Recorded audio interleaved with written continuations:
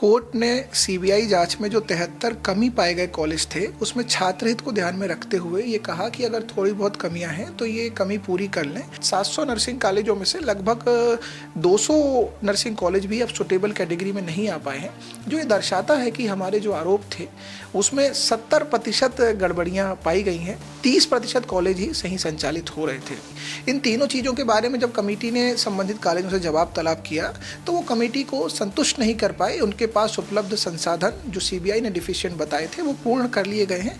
मध्य प्रदेश में नर्सिंग कॉलेजों के फर्जीवाड़े के खिलाफ हाई कोर्ट में लगी जनहित याचिका के बाद जिस तरह से कोर्ट ने लगातार सुनवाई की, उससे नर्सिंग सिस्टम की एक तरह से कलई खुल गई है। पहले सीबीआई जांच, फिर दोबारा सीबीआई जांच और फिर कमियां पाए गए कॉलेजों की जब दोबारा जांच हाई कोर्ट के ही निर्देश पर हुई तो अधिकांश कॉलेज ऐसे थे जिन्होंने अपनी कमियां पूरी नहीं की। तो समझ में आता है कि जो नर्सिंग कॉलेजों का पूरा फर्जीवाड़ा था, सिस्टम था, वो उसकी पुष्टि एक तरह से जाँच में हो रही है कि वाकई बड़े लेवल पर ये फर्जीवाड़ा किया जा रहा था और कॉलेजेस ऐसे हैं जो सुधरने का नाम नहीं ले रहे हैं। और इस मामले पर राज्य सरकार को एक रिपोर्ट पेश की गई है हाई कोर्ट की ओर से गठित की गई एक कमेटी में, जिसमें कमी पाए गए कॉलेजों में फिर से दोबारा कमियां पाई गई हैं और ऐसे में मध्य प्रदेश में अनसूटेबल नर्सिंग कॉलेजेस की संख्या बढ़ती दिख रही है। इस वक्त मेरे साथ विशाल सिंह बघेले इस मामले के याचिकाकर्ता भी हैं और अधिवक्ता भी हैं।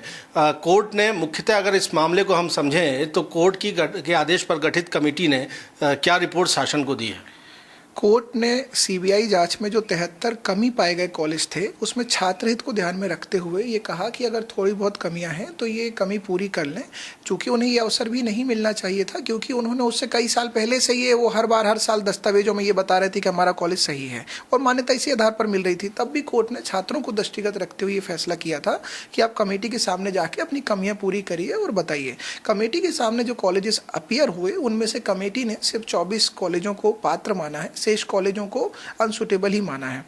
ये कमेटी की रिपोर्ट आने के बाद अब ये जो डिफिशिएंट की कैटेगरी से अनसुटेबल की कैटेगरी में शिफ्ट हो जाएंगे और इस प्रकार अब ये जो आंकड़े सामने आ रहे हैं मध्य प्रदेश में 700 नर्सिंग कॉलेजों में से लगभग 200 नर्सिंग कॉलेज भी अब सुटेबल कैटेगरी में नहीं आ पाए हैं, जो ये दर्शाता है कि हमारे जो आरोप थे उसमें 70% गड़बड़ियाँ पाई गई हैं। 30% कॉलेज ही सही संचालित हो रहे थे। कमेटी ने जब दोबारा जांच की है तो किस तरह की कमियां पाई गई जिसके चलते अनसुटेबल करार देने की दिशा में वो आगे बढ़ रही है? जिन कॉलेजों में कमी पाई गई थी उनमें कमी थी अस्पतालों की, स्टाफ की और बिल्डिंग की। किसी के पास बिल्डिंग कम थी, किसी के पास अस्पताल नहीं थे और किसी के पास स्टाफ की दिक्कत थी। इन तीनों चीज़ों के बारे में जब कमेटी ने संबंधित कॉलेजों से जवाब तलब किया तो वो कमेटी को संतुष्ट नहीं कर पाए। उनके पास उपलब्ध संसाधन जो सीबीआई ने डिफिशिएंट बताए थे वो पूर्ण कर लिए गए हैं। इस बात की वो कोई संतुष्टि कमेटी को नहीं करा पाई, इसलिए कमेटी ने दोबारा उन्हें अपात्र करार दिया है। ये बड़े कॉलेजेस का अगर हम बात करते हैं तो कहाँ के ये कॉलेजेस हैं? सभी जिलों के लगभग कम्प्रहेंसिव कॉलेजेस हैं और सभी इसमें सरकारी कॉलेजेस भी शामिल हैं। उनको तो कमेटी ने कुछ हद तक राहत दी है। सरकार ने सरकारी कॉलेजों में भी नियमित नियुक्तियां नहीं की हैं, सिर्फ अस्पताल के स्टाफ को और अकादमिक कॉलेज में शिफ्ट करके उनको प्रभार दे करके खाना पूर्ति करी है। जो पद स्वीकृत हुए हैं कॉलेज के उनमें अभी कोई नियुक्तियाँ नहीं हुई हैं। तो एक प्रकार से ये सरकारी कॉलेजों को सिर्फ प्रभार के आधार पर उन्हें सुटेबल माना है, बाकी प्राइवेट कॉलेजों को तो संसाधन न होने के आधार पर सुटेबल माना है। 700 कॉलेज तकरीबन और उसमें से सिर्फ 200 कॉलेजेस को सुटेबल पाया जाना ये बताता है कि कितना बड़ा लूप होल था। हाँ, हमने तो 2022 में जनवरी में याचिका दाखिल की थी और बताया था कि ये गड़बड़ी चल रही है। बाद में माननीय उच्च न्यायालय ने हमें पूरे मध्य प्रदेश के कॉलेजों के दस्तावेज का अवलोकन करने कहा था। तब ये आंकड़ा और खुल के आया था कि फैकल्टी फर्जीवाड़ा भी हुआ है और पूरे मध्य प्रदेश में बड़े स्तर पर फर्जी कॉलेज खुले हैं। अब 700 में से सिर्फ 200 कॉलेज सही पाए गए, इसका मतलब है कि 500 फर्जी कॉलेज किसी एक व्यक्ति ने संचालित तो किए नहीं थे।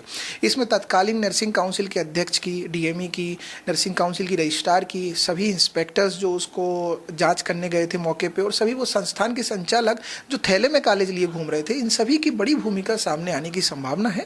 और अभी तो माननीय उच्च न्यायालय ने इस पूरे प्रकरण का पहला पड़ाव पूरा हुआ है, क्योंकि उन्होंने जांच करके हमारे आरोपों की पुष्टि की है।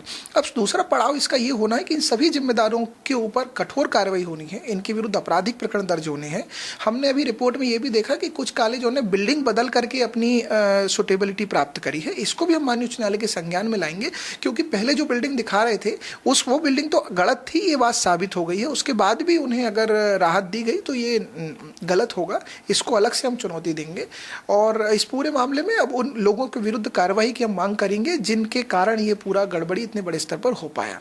जाहिर सी बात है, और ऐसे अधिकारियों पर कार्रवाई ज़रूरी भी है। देखिए, नर्सिंग सिस्टम जब होता है, नर्सिंग स्टाफ होता है, किसी भी अस्पताल का या पूरे हेल्थ सिस्टम की एक रीढ़ होता है, लेकिन वहाँ पर भी वो जिन कॉलेजेस से पढ़कर नर्सिंग सीख कर निकलते हैं, अगर वहाँ फर्जीवाड़ा हो, वहाँ फैकल्टी ना हो, वहाँ ज़रूरी प्रैक्टिकल की सुविधाएं ना हो, तो किस तरह का नर्सिंग स्टाफ प्रोड्यूस होगा। और जब ये हेल्थ सिस्टम में जाएगा तो जाहिर सी बात है कि आम लोगों को, आम मरीजों को गुणवत्तापूर्ण चिकित्सा सेवा नहीं मिल पाएगी। यही वजह है कि ये जनहित याचिका के जरिए ये मामला हाई कोर्ट में आया विशाल बघेल की ओर से, और लगातार दिशा निर्देश इस मामले पर जारी किए जाते रहे। हालांकि अब जो एक डेटा सामने आ रहा है, तकरीबन 700 कॉलेजेस में से 200 कॉलेज ही सूटेबल पाए जा रहे हैं। हालांकि कोर्ट में लगातार इस मामले पर सुनवाई है, लेकिन याचिकाकर्ता की ओर से कहना है कि इस मामले पर बाकी कॉलेजेस को, जो अनसूटेबल कॉलेजेस हैं, उनको मान्यता देने वाले अधिकारियों पर भी सख्त कार्रवाई करने की मांग उनकी ओर से की जानी है। और देखना होगा कि हाई कोर्ट में जब इस मामले पर आगे सुनवाई होगी